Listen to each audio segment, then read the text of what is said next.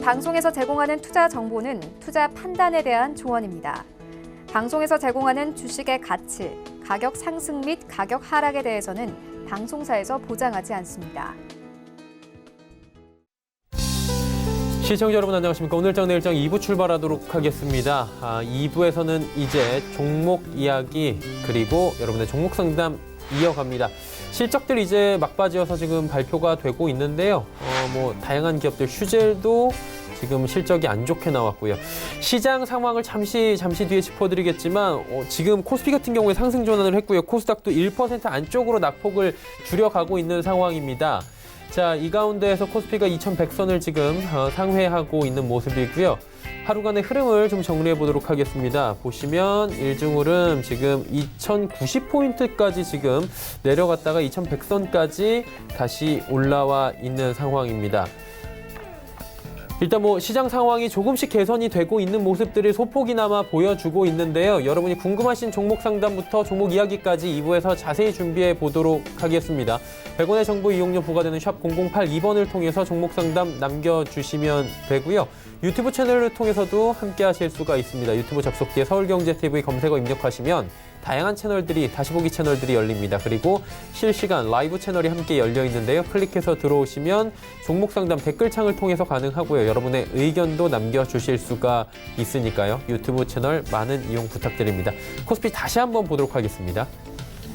자, 말씀드린 대로 2100선 다시 돌파를 합니다. 빨간불 보여주고 있고요. 일단은 흐름 자체가 굉장히 변동폭이 큽니다. 하루간의 흐름을 좀 정리를 해보면 장 초반에 눈치 보다가 지금 1시 이후에 관세 부과가 현실화가 되면서 꺾였고요. 이후에 지금 눈치를 보다가 저점 찍고 다시 2100선 터치하는 모습입니다. 수급 주체 만나보도록 하겠습니다. 수급 주체 보시면 개인이 3,048억 원 삽니다. 하지만 기관이 501억 원, 외국인이 2,665억 원 팔고 있습니다. 기관 가운데서는 연기금만 667억 원 사고 있는 상황입니다. 자, 이번에 코스닥 시장 넘어가 보도록 하겠습니다. 코스닥 같은 경우에는 716.98포인트, 1% 안팎의 급락이 지금 지속이 되고 있는 상황입니다. 하루간의 흐름 정리합니다. 자, 보시면 719까지 장 초반에 빠졌다가 다시 반등을 하나 했는데 다시금 내려오면서 712까지 내려왔습니다. 그리고 저점 찍고 다시 돌고 있는 상황인데 수급 주체 확인해 보면 외국인만 삽니다. 434억 원 삽니다. 기관, 개인 쌍끌림에도 나오고 있습니다. 원달러 환율 짚어보도록 하겠습니다. 자, 환율 같은 경우에는 지금 조정이 좀 나옵니다. 1177원 60전에 거래가 되고 있는 상황입니다.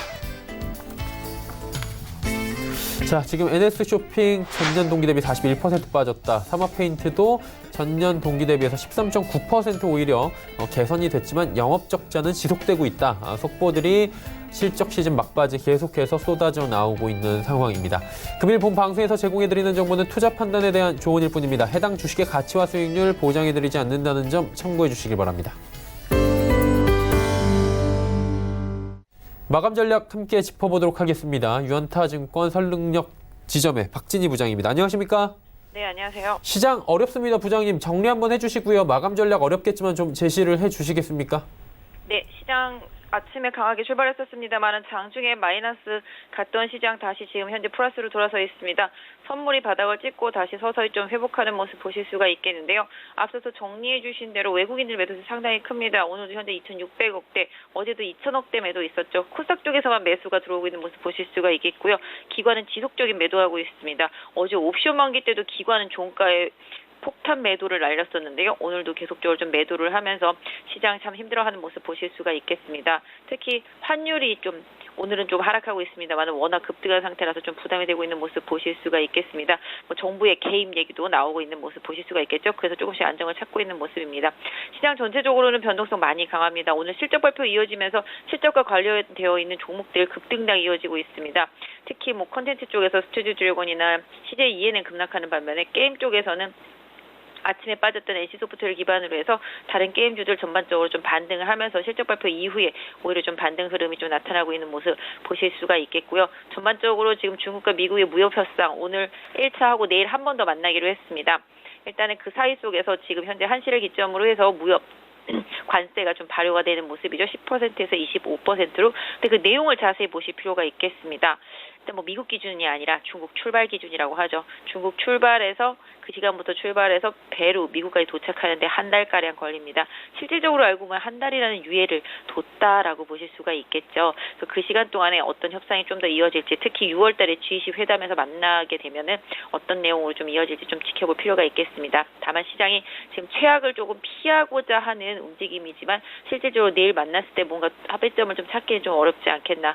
오히려 좀 시간 연장 쪽으로 좀 얘기가 진행될 가능성 높고요. 일단 그렇게 된다라면 최악의 리스크는 살짝 좀 피해갈 수 있는 구간이긴 합니다만은 시장도 충격을 좀 받은 상태고 우리 시장의 외국인들 매도세도 꾸준히 이어지고 있는 상태고요. 환율도 불안하기 때문에 시장은 반등을 하더라도 일정 부분 좀 기술적 반등이라고 보시고 대응하는 전략이 좋겠습니다. 오늘 개인적으로는 솔직히 말하면은 조금 사보시면 어떨까 싶긴 합니다. 많이 빠져있는 상태고요. 종목들 조금 사보시면 어떨까 싶은데 특히 미국과 중국의 무역 분쟁으로 인해서 많이 빠진 IT 섹터 쪽에서 살짝 한번 접근해 보시면 어떨까 싶은 생각이 있고요. 그 외에도 코스닥의 종목들 상당히 좀 변동성은 크지만 바이오 섹터주들 오늘 외국인들 많이 매수하고 있습니다. 이쪽도 살짝 한번 눈여겨서 보시면 어떨까 싶습니다. 그래서 오늘 시장은 변동성은 있고 많이 빠졌었다가 지금 반등하고 있긴 하고 주말에 불안감은 있지만 개인적으로는 낙폭과대한 상태이기 때문에 일정 부분씩 분할로 해서 접근을 한번 시도해 보시면 어떨까 하는 개인적인 생각을 드리고 싶습니다. 자, 그렇다면 남은 시간이 지금 뭐 50분도 되지 않는데 이 시간 동안에 저희가 볼만한 종목 있습니까? 네, 방금 IT 말씀드렸죠. 솔직히 바이오 섹터주들하고 IT 섹터주들은 낙폭이 워낙 크기 때문에 한번 매수를 해보시길 좀 권해드리고 싶은데요. 그 안에서도 중국과 관련돼서 조금 피해를 많이 입은 게 삼성전기나 동부하이텍이라고 보시면 되겠습니다. 지금 이름이 바뀌어서 DB하이텍인데요. 오늘 4월 달 지표가 나왔습니다. 이제 휴대폰 판매 같은 게 중국에서 2, 3월 달 계속 안 좋았었는데요. 4월 달에 한 7% 정도 성장하는 모습을 보여주고 있습니다. 중국 쪽에서 IT 쪽 계속적으로 회복세 보여준다라면 동부하이텍이나 삼성전기 같은 부품 업체들 조금씩 수혜 볼 수 있을 것으로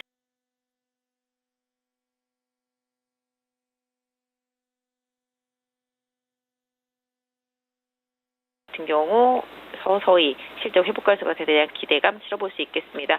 지금 오늘 현재 14,100원입니다. 단기적으로 지금 17,000원서부터 빠졌기 때문에 상당히 많이 빠졌고요.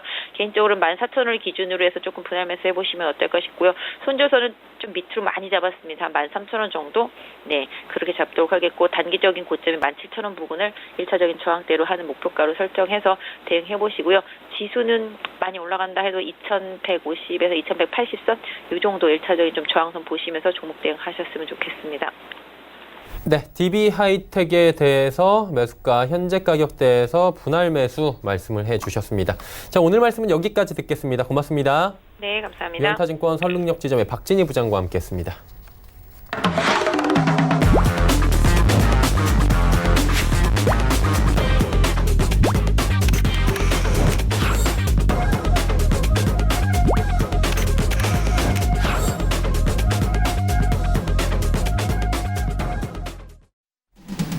오늘션 일장 2부 함께 하고 계십니다. 이제 종목 이야기 집중적으로 나눠보도록 하겠습니다. 레벨업 트레이딩 타임 시간이고요. 함께 하시는 두 분의 전문가 소개해드립니다. 마태투자그룹의 주마태 대표 그리고 김원호 멘토와 함께합니다. 두 분 어서 오세요. 안녕하십니까. 시장이 좀 어지럽습니다. 두 분께서 또 많은 이야기를 좀 좋은 이야기를 해주셔야 될 것 같은데요. 주 대표님부터 가볼까요? 네, 종목 안내를 드리도록 하겠습니다. 네. 첫 번째 종목은 뉴파워 플라즈마가 되겠습니다. 동사는 반도체 및 디스플레이 산업의 핵심 공정인 방막 공정과 식각 공정 장비에서 사용되는 리모트 플라즈마 제너레이터와 플라즈마 발생 전원 공급 모듈을 제조하고 있습니다. 리모트 플라즈마 제너레이터는 반도체 및 LCD 제조 공정에서 증착 공정 후 챔버 내부에 쌓이는 실리콘을 화학적으로 세정하기 위한 불소 레디칼을 공급하는 원격 고밀도 플라즈마를 발생시키는 제품으로 클리닝 시스템이 매출의 70%를 상회하는 수준을 차지하면서 국내 플라즈마 세정 분야에서 독보적인 선두를 달리고 있습니다. 반도체 및 디스플레이 장비 업체들은 장비를 납품하면 일시적으로 실적이 줄어드는 경향이 있으나 공사는 소모성 부품 생산 기업으로 지속적으로 실적이 발생하는 업체입니다. 또한 유지 보수 및 교체를 필요로 하기에 이 분야에서도 지속적인 매출이 발생할 수 있는데요. 수리 분야 매출은 20% 정도 나오고 있습니다. 동사가 지분 보유 중인 도우 인시스의 경우 삼성벤처투자로부터 80억 원 지분 투자를 받았고 폴더블 폰 강화 유리를 7년간 독점 공급하는 것으로 알려지면서 도우인시스에 대한 관심이 증폭되고 있습니다. 뉴파워 플라즈마의 보유 지분 가치에 대한 평가도 다시 이루어질 것인데 도우인시스 지분 9.12%를 보유하고 있습니다. 삼성전자 폴더블 폰에는 투명 PI 필름 CPI 대신에 강화유리 UTG 울트라 틴 글라스가 적용될 것이라는 소식이 나오고 있는데요. 국내 강화유리 생산업체 도우인시스는 100마이크로미터 폴더블폰 전문 강화유리를 개발했고 내년까지 제품 양산을 목표로 하고 있습니다. 동사는 작년 중국 대형 LCD 라인 신규 투자 감소 등으로 4분기 영업이익이 전년 동기 대비 60% 감소했지만 신규 투자 감소 등으로 영업이익이 계속해서 늘어나고 있습니다. 올해는 전년 대비 10% 증가한 810억 원, 영업이익은 28% 늘어난 150억 원으로 전망되고 있습니다. 목표가는 22,000원으로 설정을 하고요. 손절가는 16,400원으로 대응하시면 되겠습니다. 두 번째 종목 소개하도록 하겠습니다. J콘텐트가 되겠는데요. 동사는 2015년 지주회사로 전환을 하였고 2016년 자회사를 통해서 멀티플렉스 극장을 운영하며 드라마 제작 및 콘텐츠 유통 등을 영위하고 있습니다. 종속회사를 통해서 이제 메가박스를 운영 중인데 시장 점유율은 20% 정도에 이르고 있습니다. 드라마 제작 부문은 JTBC 컨텐츠 허브에서 다양한 작품을 내놓고 있고 계열 회사인 JTBC 개국 이후 JTBC 컨텐츠를 국내외 VOD 유통을 통해서 성장 중에 있습니다. 2018년도 하반기에 유상증자를 진행하면서 약 1,560억 원이라는 큰 자금을 확보를 했고 이는 드라마 콘텐츠와 콘텐츠 제작 경쟁력 확보를 위한 조치였습니다. 유상증자한 1,500여 원의 자금 중에서 512억 원을 드라마 콘텐츠 제작에 사용할 예정으로 그만큼 드라마 제작에 집중을 하고 있습니다.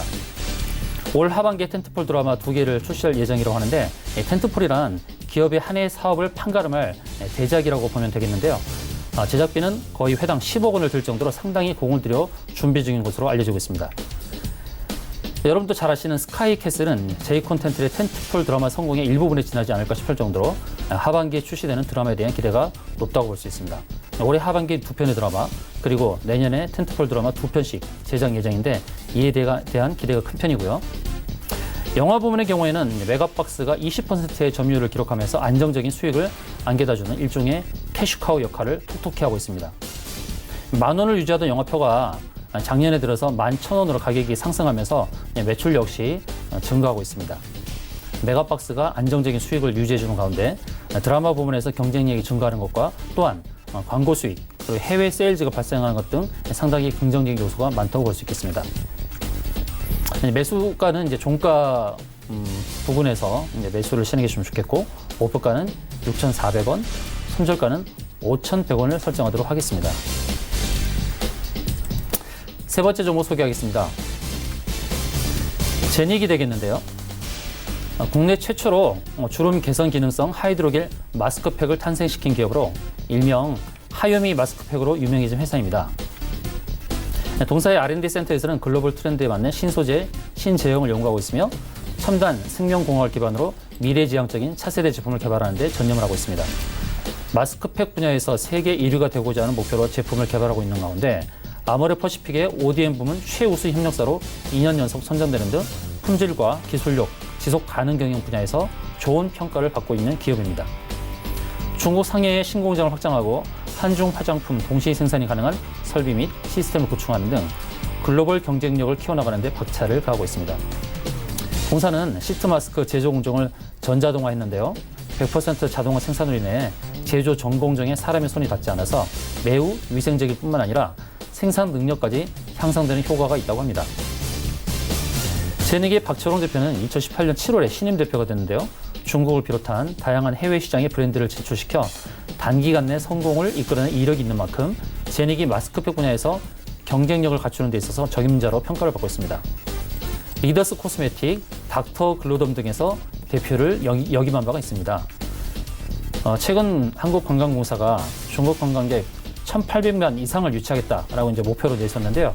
한한령 조치 위에 중국인 단체 관광객들이 이제 한국을 찾는 것이 제닉을 비롯한 화장품 주식 모멘텀에 상당한 영향을 끼칠 것이라는 전망이 되고 있습니다. 목표가는 11,200원으로 설정을 하겠고요. 손절가는 8,300원 기억하시면서 대응을 하시면 되겠습니다. 네 번째 종목 소개하도록 하겠습니다. 삼진제약이 되겠는데요. 삼진제약은 제너릭 의약품 시장에 강자를 할 수 있습니다. 의약품은 크게 합성 신약, 제너릭 이렇게 두 가지로 분류되는데요. 합성 신약은 세상에 없던 치료를 만드는 것입니다. 세상에 없던 치료제를 만드는 것이기 때문에 시간과 비용이 많이 들지만 일단 개발에 성공하면 특허를 취득하고 막대한 이익을 창출할 수 있습니다. 한마디로 표현하면 하이 리스크, 하이 리턴인 분야인 것이죠. 반면 제너릭은 개발된 신약의 특허권이 만료됐거나 특허가 있더라도 조금의 성분을 변경하여 제조된 의약품입니다. 제너릭 의약품은 말 그대로 복제 의약품인데요. 주목할 점은 누군가가 이미 닦아놓은 길에 진입하기는 한결 수월하기 때문에 제너릭 의약품은 신약 개발보다 비용과 시간이 적게 든다는 장점이 있습니다. 이러한 면에서 제너릭 의약품은 로우 리스크, 로우 리턴이라고 알려져 있습니다. 신약을 개발해 특허를 취득하면 막대한 이익을 누릴 수 있으므로 신약 개발이 더 좋은 방법이라고 생각될 수도 있겠죠. 그리고 이 판단에 따라 투자를 결정할 수 있지만 실패할 위험도 크다는 것이 부담이 됩니다. 이러한 면에서 삼진제약이 제너릭 의약품 시장에서 위험 부담이 적은 안전 종목임을 주목할 필요가 있겠는데요. 일반적으로 제너릭 의약품이 로우 리스크, 로우 리턴이라고 말씀드렸지만 삼진제약은 로우 리스크, 하이 리턴을 실현적인 기업입니다. 삼진제약의 플레리스 40% 점유율, 치매 치료제 3종, 뉴토인, 뉴틴, 유라세탐 이것은 20% 점유율을 갖고 있는데요. 이 매출의 50%가 넘는 캐시카우를 기록하고 있습니다. 플레리스는 동맥 경화용제 내에서 오리지널인 동화약품의 플라빅스 739억 원 매출인데요. 플라빅스에 이어서 2위 604억 원의 수익을 올리고 있습니다. 매출액상으로 비교했을 때 오리지널 의약품과 수익 차이가 크지 않음을 알 수 있습니다. 삼진제약은 6년간 꾸준히 높은 영업이익률과 ROE를 기록했습니다. 그 이유는 제너릭 의약품 자체의 생산 체제를 갖추면서 물류비, 관리비 등등을 낮출 수 있었고 동사의 제품이 높은 점유율을 보이고 있는 것은 마케팅을 잘하고 있기 때문이겠죠. 그 예로 동사의 제품 개보리는 한국인의 두통약이라는 이미지를 고수해서 성공적인 판매량을 기록하고 있습니다. 동사의 주력 품목인 플레리스와 뉴토인, 개보린 등은 소비자라서 지속적인 수요가 발생합니다. 또한 플레리스와 뉴토인 등은 노인성 질환 치료제로 고령화 사회로 접어드는 한국의 인구 구조와도 맞닿아 있기에 지속적으로 매출이 증가할 것이라고 전망합니다. 최근 지수의 하락과 더불어서 동사의 주가도 하락을 면치 못했는데 지금 하락 마지막 구간에 있는 지금 시점이 좋은 매수 시점이 아닌가 그렇게 보고 있습니다. 매수가는 종가로 설정을 하고요. 목표가는 42,000원, 손절가는 34,000원으로 잡도록 하겠습니다. 다섯 번째 종목은요. 영인 프론티어가 되겠습니다. 영인 프론티어는 항체 제조 및 항체 신약 개발, 생명공학 관련 과학기기 판매를 영위하는 코스닥 상장 기업입니다. 동사는 국내에서 유일하게 맞춤형 항체를 개발, 제조해서 공급을 하고 있는데요. 차세대 바이오 산업의 핵심 트렌드인 항체 분야에서 2000년부터 개발에 착수했으며 그 전문성과 기술력을 인정받고 있습니다. 지난 2006년도부터는 휴먼 프로테온 오거나이제이션, 큐퍼라고 하는 이 기관에서 주관하는 세계 최대의 생명공학 프로젝트인 프로테오믹스 인간 단백질 지도 프로젝트의 항체 공급 핵심 파트너가 됐습니다. 이 밖에도 세계적인 항체 기술을 기반으로 삼성을 비롯한 국내 대기업과 국내 병원, 학교 등에 항체를 공급하고 있어서 바이오 산업 성장에 따른 수혜가 예상되고 있습니다. 영인 프론티 측은 다양한 생명공학 장비를 국내 질병관리본부, 국립보건원 등의 관공서, 연구기관 및 병원 등에 공급하고 있다면서 특히 국내에 공급하고 있는 유전자 증폭기는 실시간으로 바이러스의 핵산을 검출하고 정량할 수 있으며 자동 핵산 추출 장비는 전 실험 과정을 자동화해서 감염성이 높은 고위험군의 바이러스 시료를 연구하는 데 사용된다고 밝혀왔습니다. 이 밖에 동사는 유세포 분석기, 자체 개발한 엘리사 키트 등 바이러스 감염 및 진단에 응용 가능한 다양한 장비 및 제품을 공급하고 있습니다. 특히 신종플루 확산 시나 메르스 발생 때 관련 장비 및 제품들의 주문이 늘어나는 상황이 발생하는데 고위험군의 바이러스 관련주로도 주목받고 있습니다. 국내에서는 유일하게 AB 프론티어라는 독자적인 항체 브랜드를 보유하고 있는 가운데 연간 20% 이상 성장을 하면서 작년에는 사상 최대 매출인 390억 원을 달성하게 되었습니다. 바이오 시밀러나 바이오 신약 개발에는 항체가 반드시 필요한데요.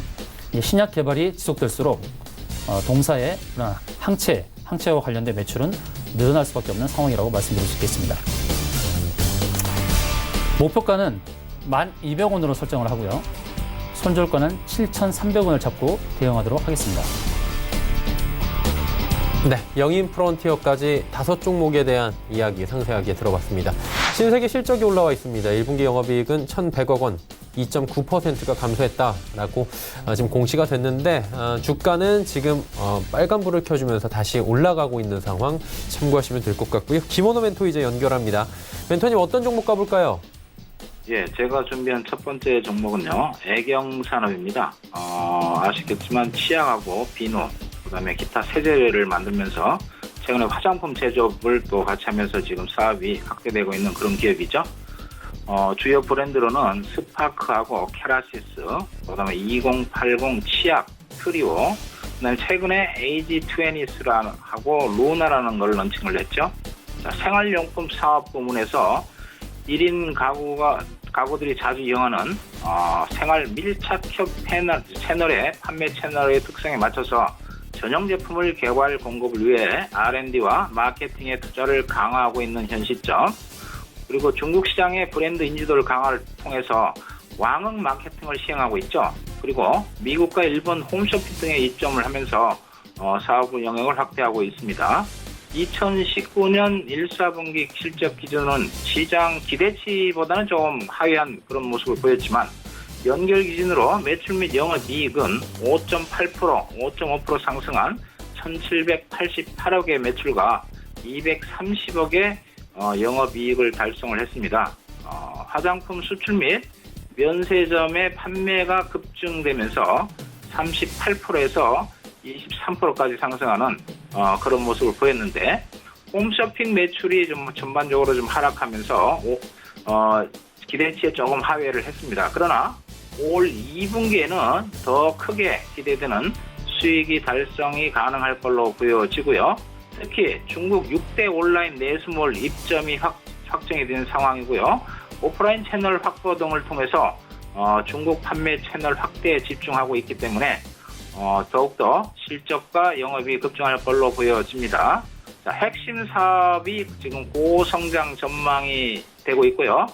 우호적인 영업 환경이 지금 조성되고 있다 이렇게 볼 수 있는데, 핵심 브랜드가 AG20와 루나입니다.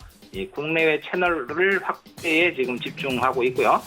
고마진 수출 브랜드 수가 확충되면서 수출 지역 또한 다변화되고 있다 이런 측면, 특히 태국 방콕에 대형 쇼핑몰 및 복합 쇼핑 단지를 입점을 했습니다.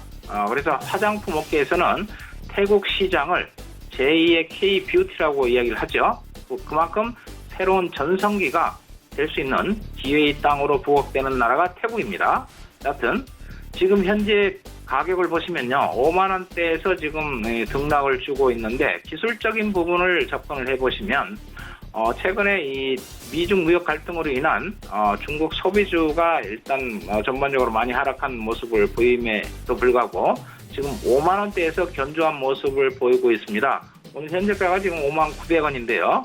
그래서 기술적으로 굉장히 이 하방 경직성을 그리고 있다 이런 모습, 그리고 아직 이 추가적인 상승을 기대하는 그런 모습을 보이고 있기 때문에 매수가는 5만 원에 설정을 해서요, 목표가 6만 원. 전반적으로 시장이 좀 안 좋은 상황으로 진행되고 있는 상황에 손절가는 필히 4만 5천 원에 설정을 해서 접근하는 걸로 하겠습니다. 지금 5만 900원이니까요. 다음 주에 살짝 눌리면 5만 원 초반대에서 접근한 걸로 할게요. 자, 두 번째 종목입니다. SKDND죠. 부동산 개발하고 재생에너지 개발 사업을 주 영업 목적으로 영위하고 있는데, 신재생에너지 사업은 태양광하고요, 풍력발전소 운영을 하고 있습니다. 특히 대규모 풍력발전소 EPC 사업에 참여하는 등 사업 범위를 지금 확대하고 있죠. 매출 구성을 보시면 부동산에서 전반적인 매출이 일어나는데, 최근에 신재생 에너지 부분과 ESS 분야에서 매출이 확대되고 있다 이렇게 볼 수 있는데, 자, 부동산 개발 사업을 통한 안정적인 수주와 수익성을 현재 유지하고 있고요. 그다음에 신재생 에너지와 ESS 사업의 매출이 본격화되면서 수익성이 개선될 걸로 기대하고 있는 그런 회사입니다. 두 번째 부분에 이 SKDND가 핵심적인 사항은 수소 연료진 사업 진출하고요, ESS 사업 이 영역 확대죠. 그다음에 풍력 발전 이쪽의 수요가 지금 급증하면서 실적이 급증하는 추세에 있습니다. 미국의 블룸 에너지와 발전용 연료전지 공급 계획을 체결해서 연료전지 사업 진출을 선언을 했고요.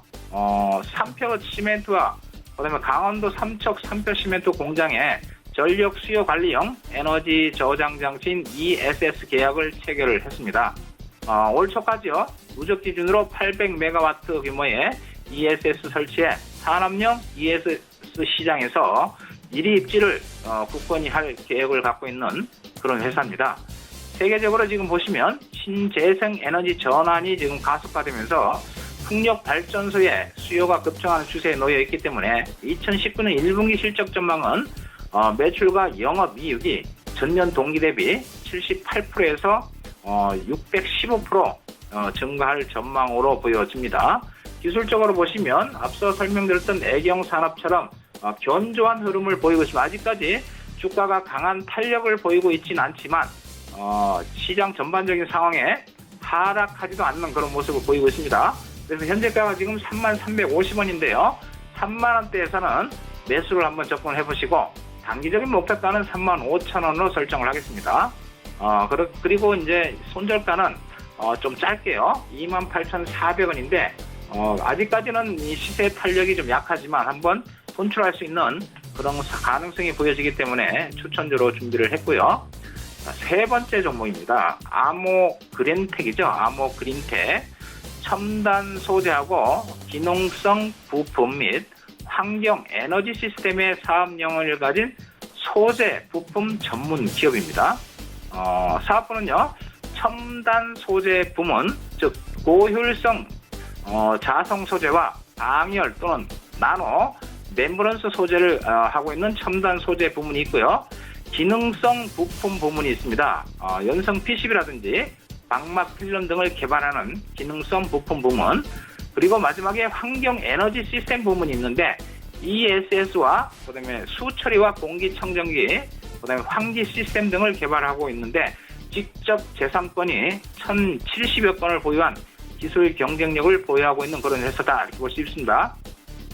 자, 전기차 에너지 저장 장치 ESS 그리고 오지 통신 등 다양한 산업 부문에서 나노 소재 부품을 개발하는 회사로서 기술 특례로 얼마 전에 코스닥에 입성을 한 그런 회사고, 삼성전자하고요, 미 테슬라, 중국의 BYD 등을 고객사로 보유하고 있는 그런 회사고, 2019년에는 전년 비해서 매출이 기대가 되는데 약 1,300억 정도 매출이 기대되는 그런 회사입니다.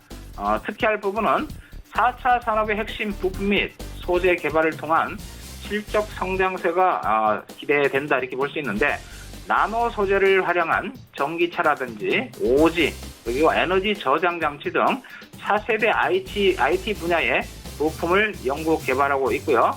전기차가 그다음에 오지 부문에서 글로벌 기업을 대상으로 해서 고효율 자성 부품과 방열 솔루션을 현재 제공하고 있죠.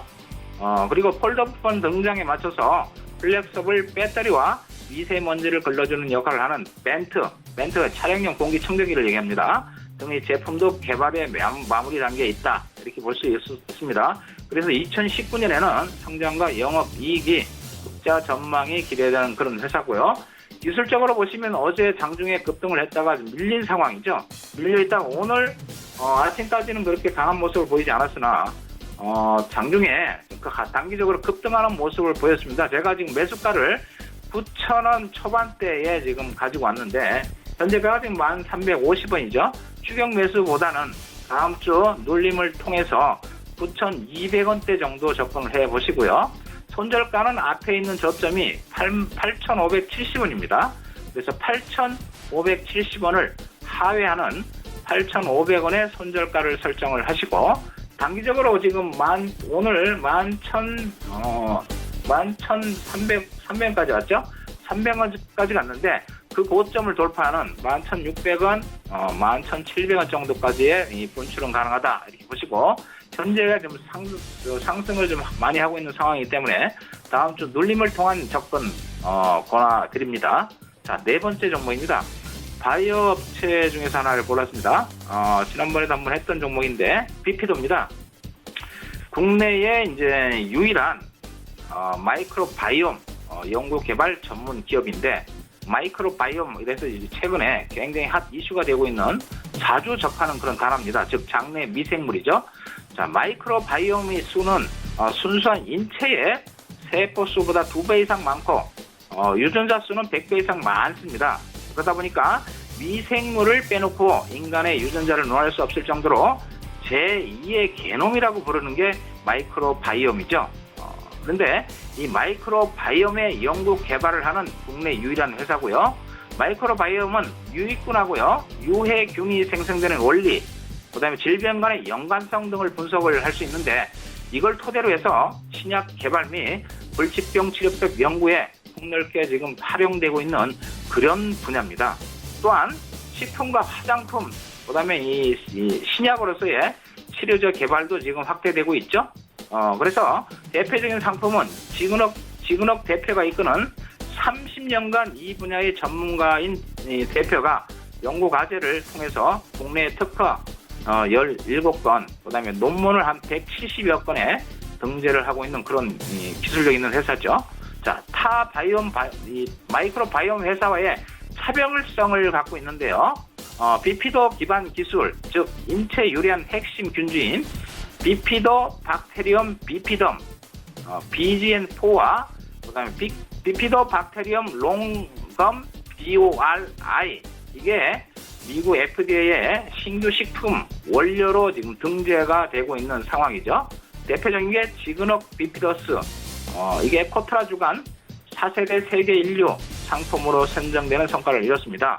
자, 이 세 번째 핵심 포인트는요, 파마바이오틱스 개발 통한 신약 파이프라인의 성장성을 들고 있다, 이런 얘기인데, 파마바이오틱스라는 얘기는 파마슈티컬 플러스 프로바이오틱스의 합성어죠.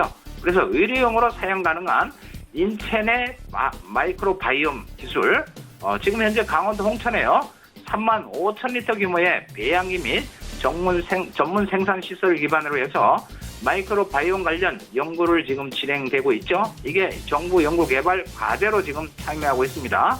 자, 유마티스 관절염 치료제 신약 개발 중에 있는데 2020년 내년에 임상 진입을 할 예정입니다. 그래서 현재 지금 주가가 전반적으로 지금 이 약한 모습을 보이는 와중에 32,400원이죠. 32,400원인데 아직까지는 강하게 접근할 필요는 없고요. 31,000원대 초반, 31,000원 이 언저리에서 매수 접근을 다음 주 한번 해보시고, 목표가는요, 단기 목표가는 36,000원을 설정을 하겠습니다. 그리고 손절가는 짧게 28,500원의 손절가를 해서 접근을 하는 걸로 할게요. 자, 마지막 종목입니다. 피델렉스입니다.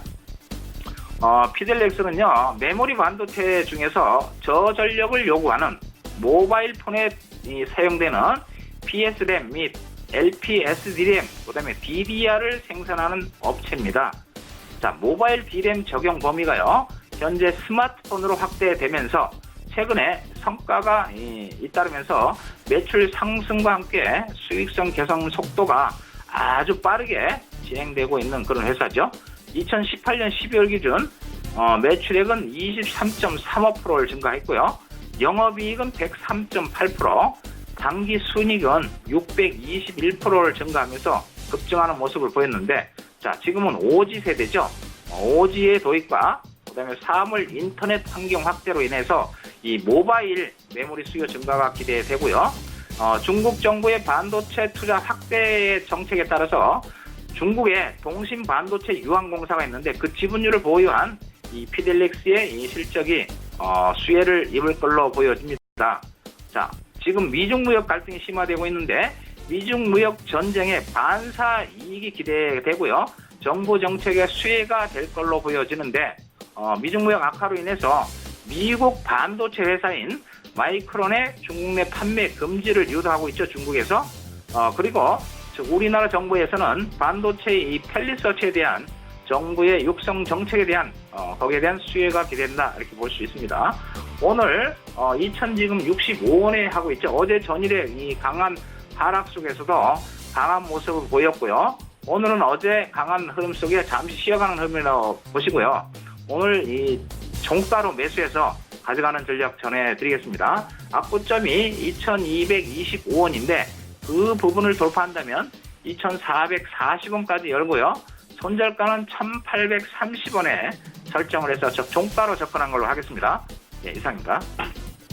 네, 피델릭스까지 들어봤습니다. 이제 단기 접근 종목들 리뷰를 좀 해봐야 되겠는데 주 대표님은 DB하이텍 말씀을 해주셨습니다. 조금 전에 저희 박진희 부장께서 DB하이텍 말씀을 해주셨고 네. 어땠어요, 흐름은? 사실 장이 워낙 안 좋아서. 네. 예. 오히려 시점은 이제 지금이 더 좋다고 봐야겠죠. 아까도 뭐 추천주로 나왔었는데 지난주 금요일 이후로부터 또 주가 지수가 빠지면서 이제 하락을 면치 못했는데 예. 어떻게 보면 지금 14,000원대는 굉장히 절호의 매수 기회가 아닌가. 또 비메모리 반도체로서 정부의 시스템 반도체 육성 정책에 수혜를 입을 회사고 또 영업이익이 1,000억이 넘는 회사인데 시가총액이 6천억 정도밖에 머물지 않는다는 것은 지금 저평가 국면이 아닌가 그렇게 보고 있습니다. 잘하면 2, 3년 내로 또 조 단위의 매출을 기록할 수도 있고 또 시가총액 뭐 매출은 계속 1조 단위 나올 수 있고요. 또 시가총액이 또 1조 원을 달성할 수 있지 않을까 그렇게 보고 있는데 지금 시점 오히려 14,000원은 저로의 매수기다 이렇게 말씀드릴 수 있겠습니다. 네. 그럼 손절을 안 하신 분들은 조금 더 들고 계셔도 괜찮을 것 같아요. 네, 맞습니다. 지금은 예. 뭐 더 들고 가셔도 좋겠고 목표가는 이제 16,000원부터 17,000원 사이 그 사이에서 정해놓고 매도하시면 될 것 한 같습니다. 20% 정도 네. 가격대를 보시고.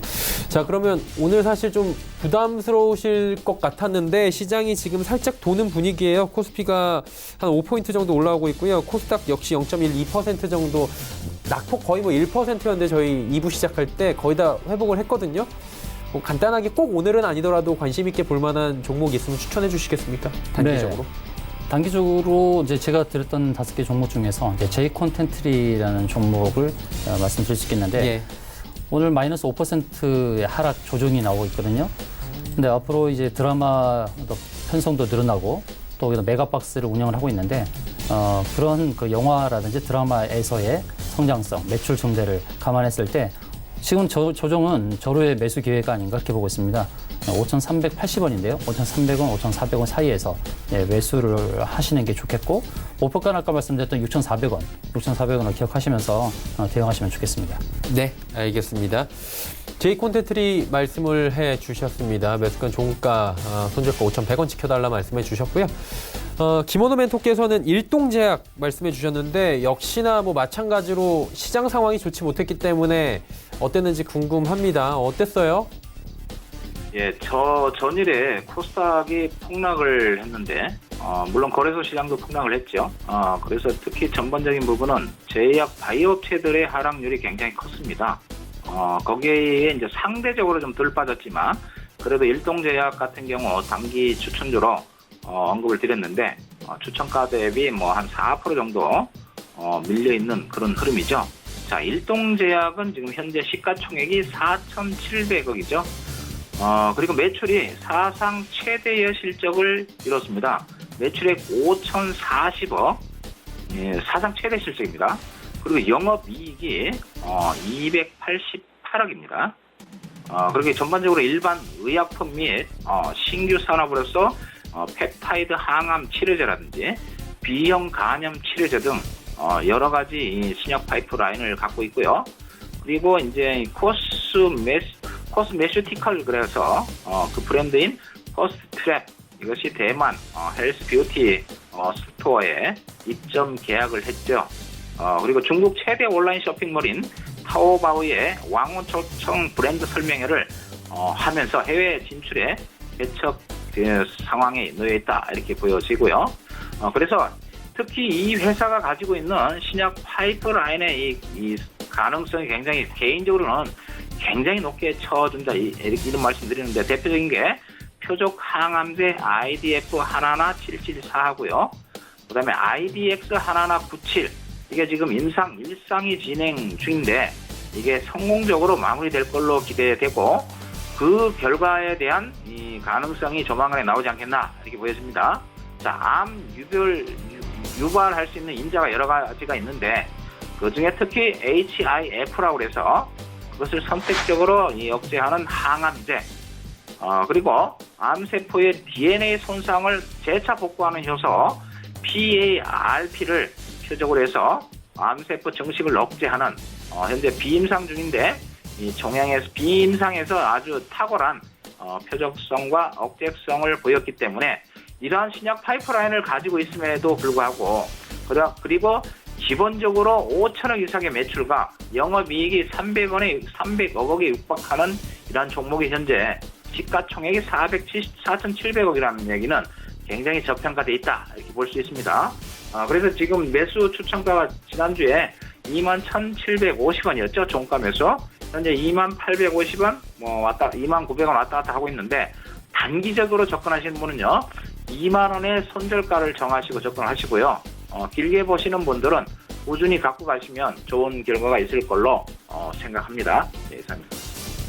네, 일동제약 들어봤고요. 그렇다면 오늘은 어떤 종목이 좀 단기적으로 괜찮아 보이십니까? 예, 제가 앞서 설명드렸던 종목이죠. 좀 가격이 소형주입니다. 피델릭스죠.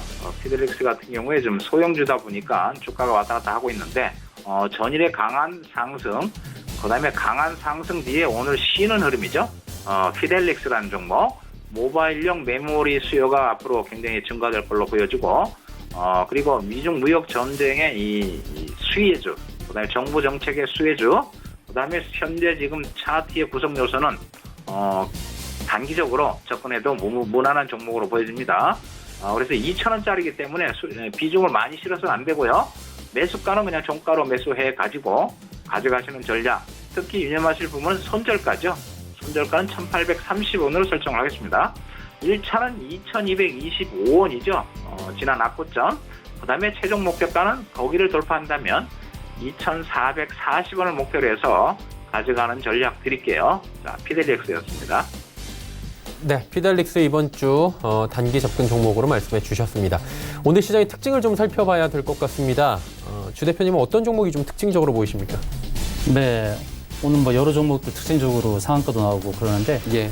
상한가는 아니지만은 괄목할 만한 그런 성장 그리고 또 수익을 거두고 있는 유니온 머티리얼이라는 종목을 특징주로 오늘 꼽았습니다.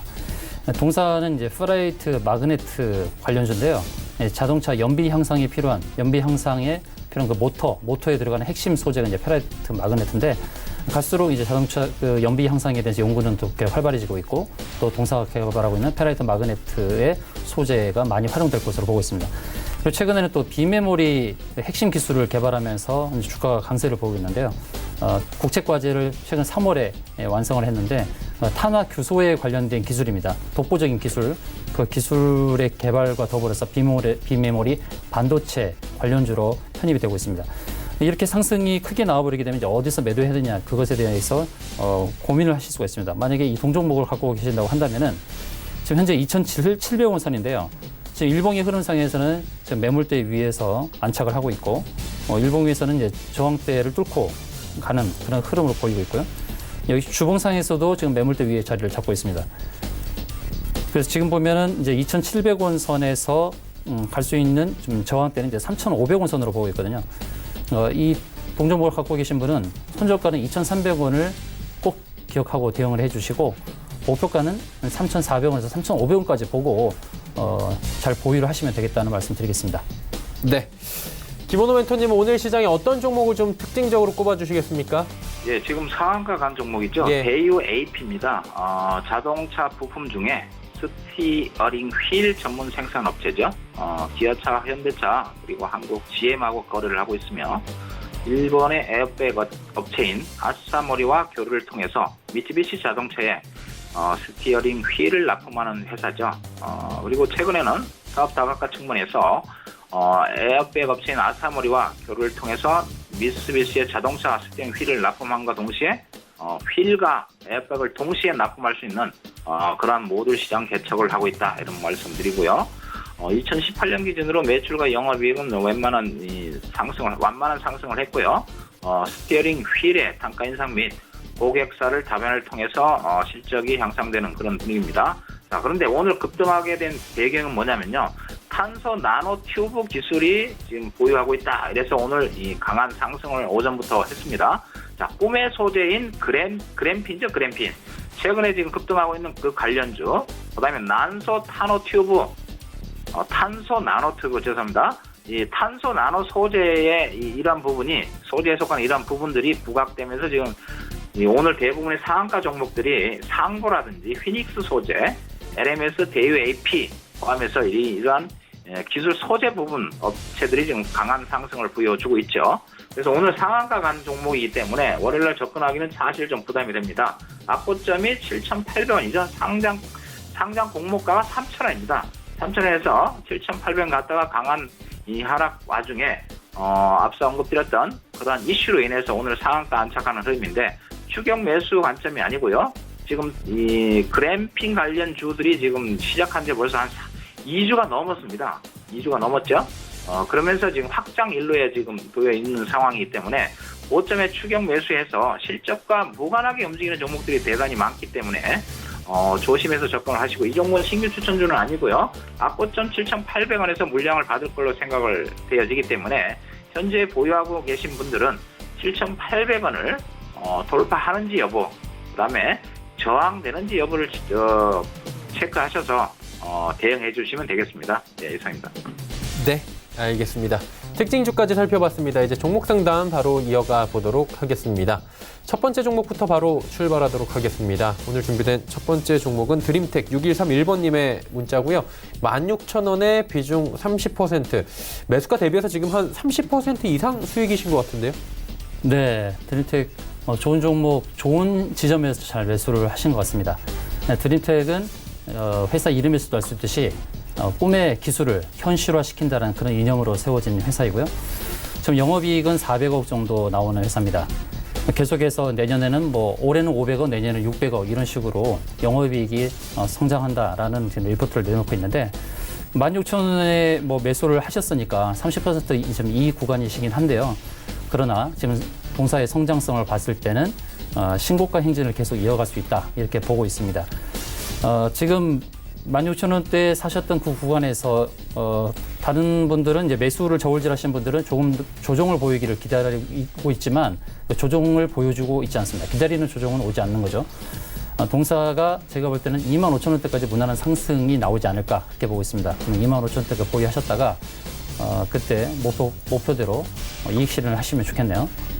네, 알겠습니다. 드림텍 같은 경우 25,000원까지 한번 차트상으로 분석을 해주셨고요. 다음 종목 갑니다. 두 번째 종목은 삼성화재에 들어와 있습니다. 3635번님께서 29만 6천원에 비중 15% 담고 있다라고 보내주셨어요. 김원호 멘토님 어떻게 할까요? 예, 현재가가 지금 29만 2,500원이죠. 전반적으로 살짝 물려있는 상황이고 비중은 15%인데 추가 매수를 할 거냐 여부. 국내에서 가장 큰 손해보험사고요. 그다음에 2017년 기준으로 원수보험료의 이 MS 부분에서는 23% 정도를 유지하고 있는 국내 1위 손해보험 회사인데, 자, 최근에 글로벌 보험 메카인 영국의 전략적인 제휴를 통해서 진출한다고 이야기했죠. 지금 그런데 이제 29만 6천원에 매수가면 현재가 대비 많이 좀 물려있는 상황은 아닙니다. 전일에 매수하신 것 같은데, 그러나 이게 이제 현재 지금 흐름은 기술적으로 보셨을 때 박스권 흐름이죠. 31만 원과 26만 원의 박스 흐름을 지금 통해서 크게 강하게 상승하는 그런 모습은 아니지만, 그래서 신규 매수는요 28만 원대 정도는 신규 매수, 지금 현재 보유 비중이 15%이기 때문에 28만 원대를 하락한다 이런 얘기보다는 전반적인 시장 상황이 지금 안 좋은 상황이기 때문에 28만 원 초반대에서는 추가 매수도 가능하고요. 전반적으로 실적이 강하게 급증하는 그런 종목은 아니기 때문에 그러나 안정성 측면에서는 굉장히 좋은 종목이라고 보여지기 때문에 28만 원 초반대 추가 매수하고요. 31만 원을 박스권으로 설정을 하시고 그 부분을 돌파한다면 앞에 있는 고점 33만 원도 충분히 볼 걸로 생각이 됩니다. 그러나 중요한 것은 시장 상황이죠. 그래서 시장 상황을 체크하시면서 융통성 있게 대응하시면 되겠습니다. 네, 이상입니다. 네, 삼성화재 말씀해 주셨습니다. 다음 세 번째 종목 상담 바로 이어갑니다. 세 번째 준비되어 있는 종목은 기업은행이고요. 3030번님께서 14,300원에 비중 10%. 네, 은행주 말씀해 주셨어요. 이익은 굉장히 이번 분기에 잘 나왔습니다. 네, 기업은행 진단해 보도록 하겠습니다.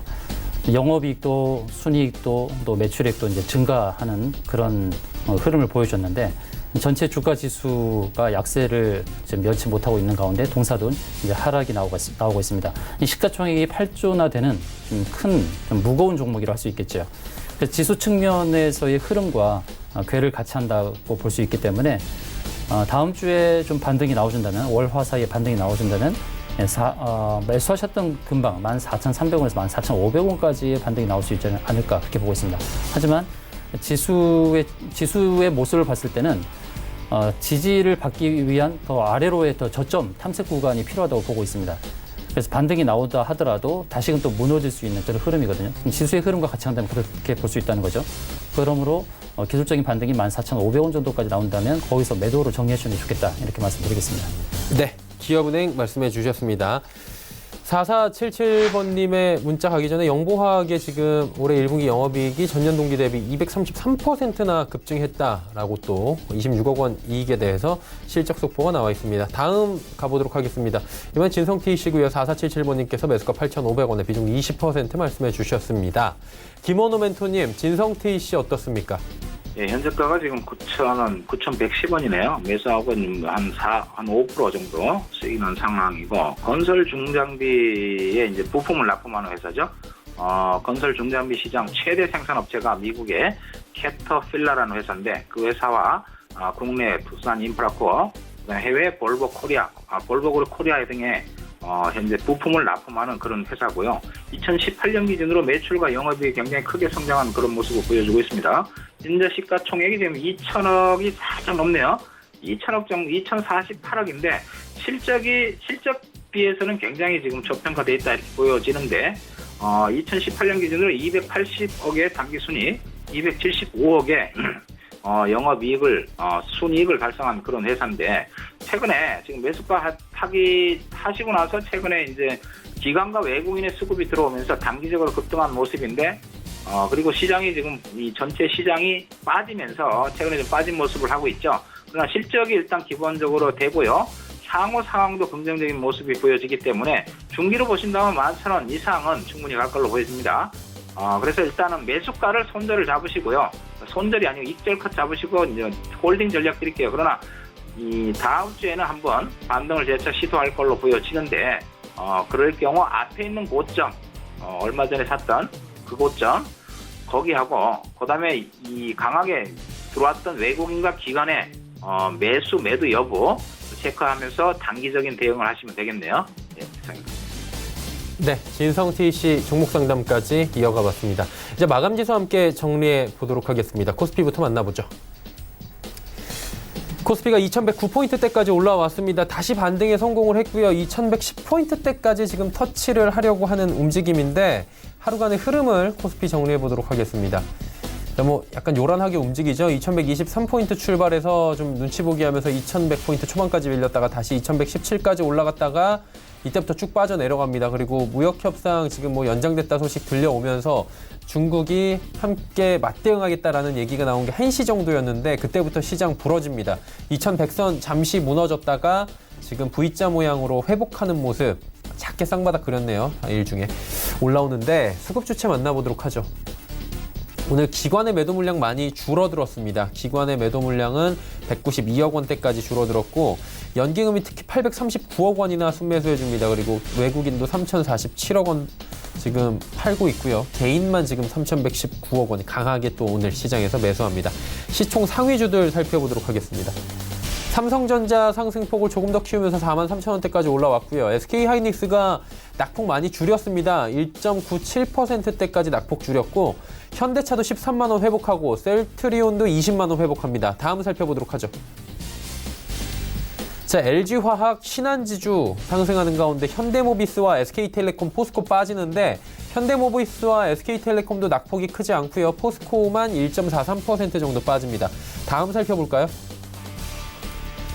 자, 코스닥은 723.87 약보합권에서 지금 마감 예상됩니다. 하루간의 흐름 정리해보면 코스닥 같은 경우에도 729 두 번 찍고 지금 바로 712까지 1시경에 고꾸라진 바가 있습니다. 그리고 V자 모양으로 어느 정도의 지금 장중 반등이 나오고 있는 상황이고요. 수급 주체 보시면 외국인만 삽니다. 424억 원 순매수해주고 기관 개인 팝니다. 시총 상위주들 마지막으로 좀 체크해 볼 텐데 셀트리온 헬스케어 4%대, CJENM은 6%대로 빠집니다. 하지만 신라젠이 낙폭 많이 회복했고 헬릭스미스도 거의 줄였고요. 포스코 케미칼도 낙폭 거의 회복을 했습니다. 다음 살펴보도록 하죠. HLB가 반등에 성공합니다. 그리고 메디톡스 반등에 성공하고요. 펄어비스도 올라가고 있는데 문제가 스튜디오 드래곤, 셀트리온 제약은 낙폭이 여전하고요. 스튜디오 드래곤 장중 낙폭을 줄인 게 지금 5.82% 급락 마감입니다.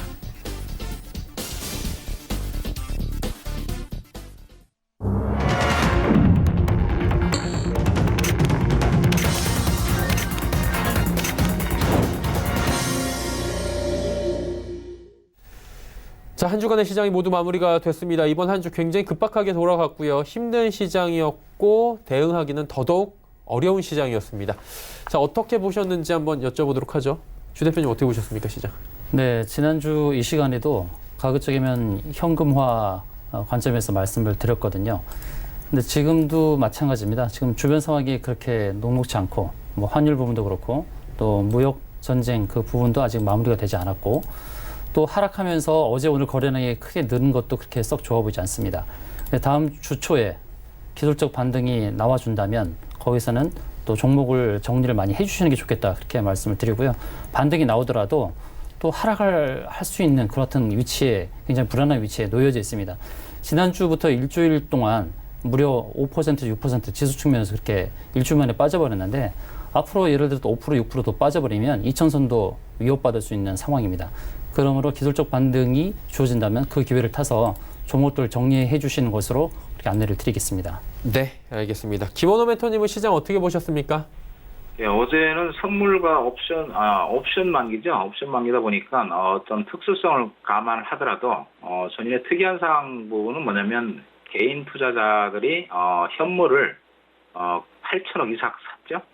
그리고 이제 선물 매수를 추가하면서 약 1조 한 3천억 정도를 상방에 배팅을 했습니다. 오늘 시장도 보시면 개인 투자자들이 한 3천억 정도의 거래소 순매수고요.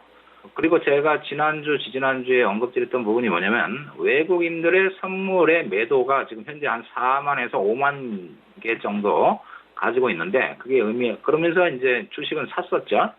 그 다음에 이제 가장 강력하게 체크해야 될 부분이 뭐냐면 외국인들의 현물, 즉 주식의 매도 여부입니다. 전일은 매도 규모가 상당히 컸습니다. 그리고 오늘 3천억 육박하는 이 매도가 출회되면서 조금 보수적인 관점을 유지하셔도 된다 이런 말씀을 드리고요. 지난 작년 10월 같은 그런 폭락장이 올 거다라는 생각은 전혀 안 하고 있지만 외국인의 매도세가 지속된다면 시장이 조금 좀 보수적인 관점으로 접근하시고 특히 바닥권에서 이미 많이 상승했던 IT 관련주가 살짝 빠진다고 해서 접근하시는 그런 방법은 권해드리지 않고요. 이게 이제 넉넉하게 빠졌을 때 접근하는 관점은 유지하되 이미 바닥권에서 더블 이상 간 종목들이 상당히 많습니다. 오직 그다음에 이 IT 반도체 있죠. 그래서 어제 비록 좀 밀려서 좀 빠졌다 손치더라도 추가 이 신규 접근 자체는요 좀 느긋한 마음으로 접근하시는 게 좋지 않겠나 이렇게 싶고요. 오늘 살짝 어제 낙폭에 대한 반발력은 좀 약합니다. 그러나 반등도 나올 것으로 다음 주에 기대가 되기 때문에 급하게 물량을 정리한다기보다는 반등을 이용해서 이 현금화 비중을 조금 높일 수 있는 그런 전략이 가장 좋아 보이네요. 오늘 일단 종가는 플러스 나서 일단은 뭐 위안이 됩니다만 다음 주가 중요한 것은 미국, 중국의 이 여부, 무역 전쟁의 결말 여부, 비록 긍정적으로 난다 손치더라도 주가가 현재 이미 꺾인 상황이기 때문에 강력한 분출은 좀 무리가 아니겠나 이렇게 생각이 되고요. 긍정적으로 난다면 물량을 살짝 좀 줄여주는 전략 그렇게 보내드릴게요. 예선입니다. 네, 두 분과 함께 시장에 대한 이야기 들어봤습니다. 오늘은 마테투자그룹의 주마테 대표 김원호 멘토와 함께했습니다. 두 분 고맙습니다. 감사합니다. 감사합니다. 자, 시장 정리해드립니다. 코스피부터 만나보도록 하죠. 상승 마감했습니다. 0.29% 올라가면서 2100.04포인트의 거래 마감했고요. 코스닥 살펴봅니다. 코스닥은 0.22% 소폭 내렸습니다. 722.61포인트의 거래 마감했습니다. 오늘 시장 이슈 정리해드리는 시간이죠. 김동섭의 마켓뷰 출발합니다.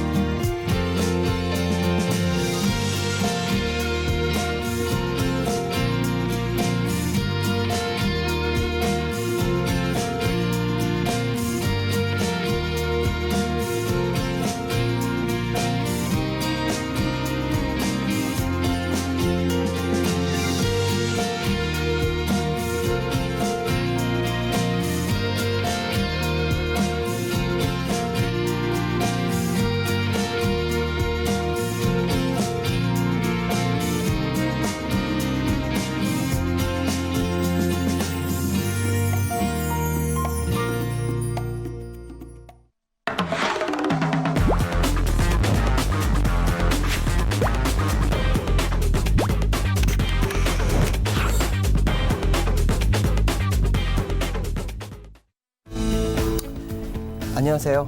김동석입니다. 전일 미국장이 소폭 하락을 했죠. 그렇지만 우리나라 시장은 반등에 성공하는 모습이 나오고 있습니다. 어제 만기를 맞이해서요. 우리나라 시장이 폭락을 했죠. 그 영향권에 있었는데 코스피 200 기준으로는 좀 많이 빠졌어요. 그래서 오늘 플러스권에서 마무리가 될 걸 좀 예측을 할 수 있었던 부분이 있었는데요. 예정대로 일단 플러스권에서 마무리하는 모습이 나왔습니다.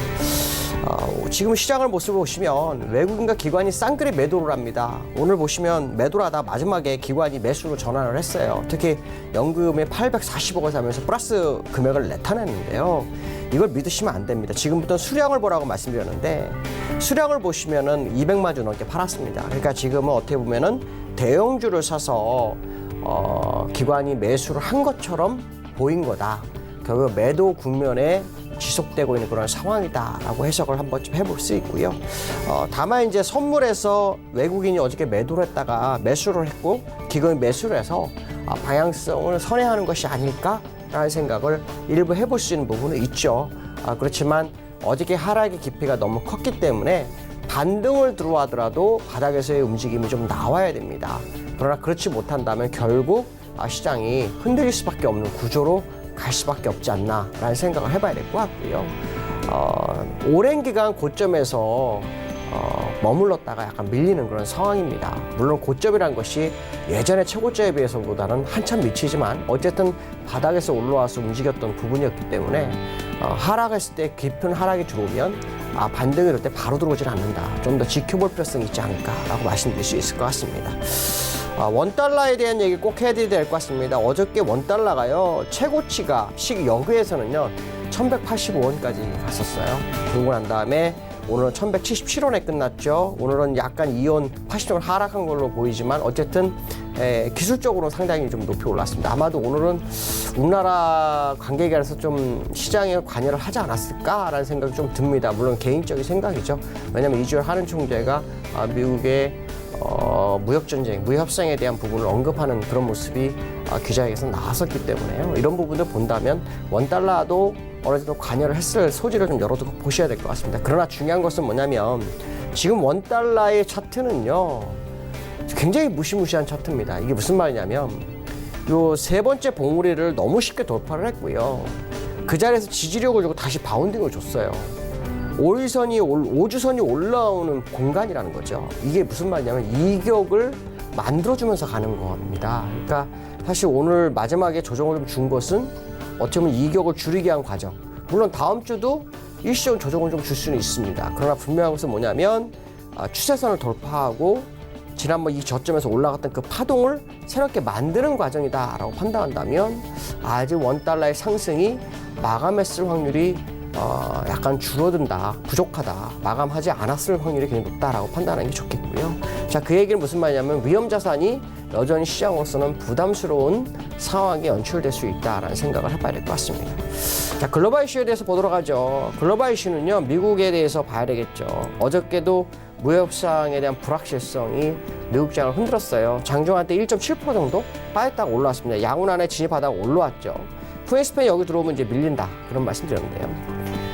미국에서 오늘 나온 뉴스는요, 무역 협상 진행 중인데 미국이 2천억 달러에 대해서 관세를 25%로 상향 조정을 합니다. 여기에 대해서 중국도 우리도 보복 관세를 매기겠다, 그런 얘기를 하죠. 그러면 이제 협의 중에 왜 미국이 이랬을까, 이런 생각을 한번 해봐야 되겠죠. 미국 입장에서는 일단 진행형인 상태에서 협상 마무리를 하고 싶은 거고요. 중국은 시간 벌기를 하고 싶은 생각이었죠. 무슨 말이냐, 협상을 하면서 시간을 최대한 늘려서 추가 관세를 안 맞으면서 뭔가 돌파구를 찾으려는 그런 상황이었다는 거죠. 근데 이 지적재산권이라는 것은 사실 해결 방법이 제가 볼 때는 없습니다. 법적 테두리 안에 들어가고 싶어하는 미국 입장, 법적 테두리 밖에서 협의를 하고 싶은 중국의 입장, 어느 정도 합의점이 나올지는 봐야 되겠지만 어떤 합의가 나오더라도 시장에서 공감대가 형성되지 않는다면 굉장히 어려울 거다라는 생각을 해봐야 될 것 같습니다. 근데 여기서 이제 제가 다른 얘기를 좀 해드릴까 합니다. 예전에요, 트럼프 탄핵을 위해서 뮬러 특검이 트럼프를 조사를 했죠. 그러면서 어떤 내용을, 보고서를 제출했는데 트럼프 입장에서는 나는 무죄다, 나는 아무것도 상관이 없다 이런 식으로 얘기했는데 의회에서는 트럼프가 스캔들에 대한 여러 가지 문제가 있을 수 있기 때문에 탄핵 가능성을 제기를 했습니다. 근데 미국에서요, 이 부분을 얘기하면서 제가 이런 얘기를 했어요. 이게 만약에 무죄라면 이때까지 트럼프가 내치를 벌이고 외치 쪽에서 모든 걸 했기 때문에 전 세계를 많이 흔들고 다녔다. 그렇기 때문에 이제 내치로 가는 게 아니냐. 아마 이런 표현을 제가 써드렸던 걸 기억할 겁니다. 근데 여기서 이제 제가 말씀드리고 싶은 건 무슨 말이냐면 요즘 미국 내에서는 여론조사에서요, 트럼프 탄핵 찬성이 45%, 반대가 42%입니다. 1,000만 명 탄핵 서명 운동을 해서 의회에다가 이거를 제출을 한 상황이 나오고 있어요. 자, 이런 상황이라면 트럼프가 내년에 재선을 해야 되는 입장에서 미국이 중국과의 무역 분쟁을 협상을 마무리하는 게 좋을까요? 그렇지 않고 연장해서 위기감을 조성하는 게 맞을까요? 이 생각이 갑자기 딱 들었습니다. 물론 이건 이제 개인적 소견입니다. 왜냐하면 트럼프 입장에서는 만약에 무역 분쟁을 잘 협상을 하면 위대한 영웅이 될 수 있지만 계속해서 탄핵 이슈가 남기 때문에 이 탄핵 이슈를 여론전에서 여론으로 덮어야 되거든요. 그렇다면 결국 내치가 아닌 외치로 또 가야 되는 상황이 연출되는 것이 아니냐. 그렇기 때문에 트럼프가 지금 현재 협상하는 과정 속에서도 관세를 자꾸 매기면서 공격적으로 나가는 것이 아니냐. 특히 중국도 사실 지금 현 상황에서 지적재산권에 대해서 만약에 항복하게 되면 상당히 후진국을 계속 유지할 수밖에 없는 그런 상황이기 때문에 뭔가의 돌파구를 찾아야 되는 두 입장에서 본다면 지금 협상이 100% 될지에 대해서 정말 의문점이 생긴다라는 생각이 좀 듭니다. 물론 개인적 소견입니다. 여러분들 아마 여러 가지로 뉴스를 보다 보면 이런 걸 이제 조합을 맞춰보게 되는데요. 현재 조합은 그런 상황이다. 그렇기 때문에 오늘 밤에 정말 합의가 이루어질지 정말 궁금하다라고 말씀드릴 수 있고요. 기술적인 부분에 있어서는 일단 양훈안에 진입을 했어요. 양훈안에 진입했기 때문에 이 양훈안에 진입했다는 것은 아마도 한 번 더 내려갈 소지가 굉장히 크죠. 지난번에 들어가야 될 시점, 요 시점이죠. 요 시점이 언제냐면 3월 25일에 들어갔어야 되는데 3월 15일 안 들어가고 난 다음에 다시 양훈으로 진입을 했어요. 근데 이 양훈이 얇아지면서 길어졌어요. 그러니까 얇아지면서 좁아져야 되는, 완전 좁아져야 되는데 좁아지지 못했다는 거는 언제든지 무너질 수 있다라는 것을 의미하고요. 특히 월봉이 굉장히 참 재밌습니다. 뭐냐면 어저께도 조정을 주고 아랫꼬리가 생겼는데요. 이 아랫꼬리가 생긴 지점, 종가가요, 5월선에 딱 갖다 붙여놨습니다. 그러니까 시장은 굉장히 이거 위로 더 가려고 버티는 걸까 빠지는 걸까 궁금한 그런 상황이라고 봐야 되겠죠. 그러나 분명한 것은 뭐냐면 이 기술적인 분석상으로는 헤드앤숄더, 일목균형표상으로서도 3봉이 완성되고 있는 그런 상황이라고 한다면 지금의 무역 분쟁이 타결됐을 때도 시장의 상승 동력이 될지 여기에 대해서는 정말 궁금하다라고 말씀드리고 싶습니다.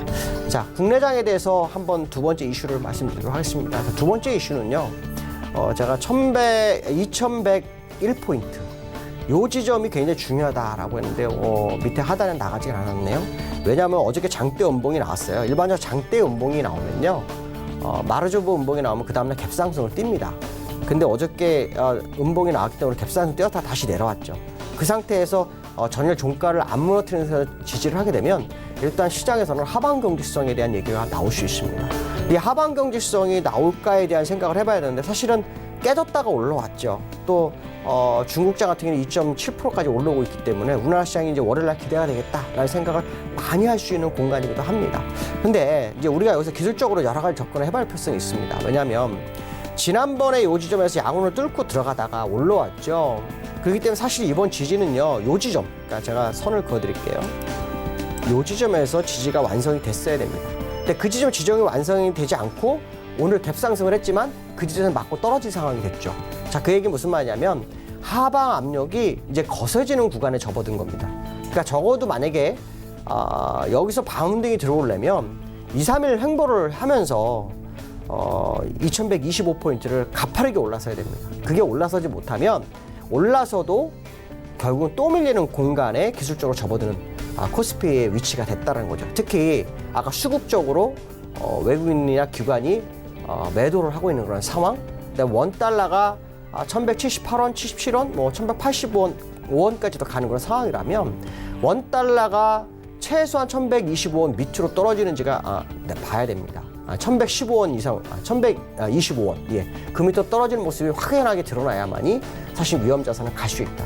그렇다면 지금 원달러와 위험자산을 비교했을 때 현재의 위치는 매수 국면은 아닐 확률이 높겠다. 반등은 오히려 물량을 약간 줄여주는 전략이 필요한 시점이 아닐까라는 생각을 해볼 수 있고요.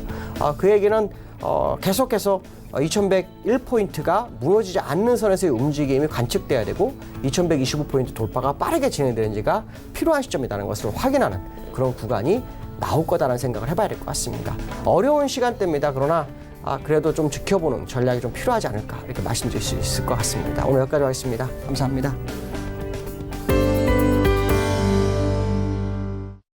자, 금일 본 방송에서 제공해드린 정보는 투자 판단에 대한 조언이었습니다. 해당 주식의 가치와 수익률을 보장해드리지 않는다는 점 참고해 주시길 바랍니다. 자, 실적 속보는 계속해서 올라옵니다. DB손해보험 올해 1분기 영업이익이 1,288억 원, 전년 대비해서 18.9%. 손보사들의 영업이익이 지금 떨어지고 있다라는 얘기들은 시장에서 많이 나왔었는데요. 결과로 지금 나오고 있는 상황입니다. 오늘장 내일장 저희가 준비한 소식은 여기까지입니다. 주말에는 한 주간의 이슈를 정리해드리는 시간이죠. 주간 마켓뷰 시간이 알차게 준비가 되어 있습니다. 이번 한 주 힘들었는데 어떤 이슈들이 있었는지 다시 한번 정리해보시고 다음 주장 대비해보셔도 좋을 것 같습니다. 행복한 주말 보내시길 바랍니다. 감사합니다.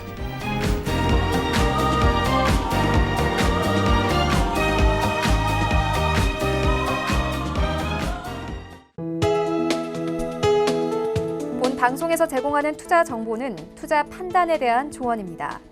방송에서 제공하는 주식의 가치, 가격 상승 및 가격 하락에 대해서는 방송사에서 보장하지 않습니다.